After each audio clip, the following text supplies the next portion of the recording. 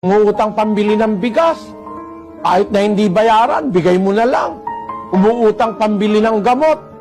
Ha? Bigyan mo na lang, kapatid. O kung talagang gusto mo, pautang mo, pwede rin. Kung hindi na magbayad, salamat sa Diyos.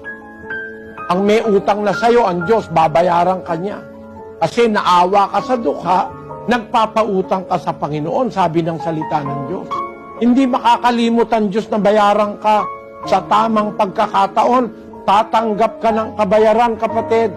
Ay, hindi, Brad Eli. Ako ayoko ka nagbibigay dyan sa mga pulubi niya kasi mga miyembro ng sindikato yan eh. Kukunin lang ng sindikato. Eh de, para wag makuha ng sindikato, bigyan mo ng damit. Eh kasi kita mo, gula-gulanit eh. O kaya, bigyan mo ng pagkain, pakainin mo.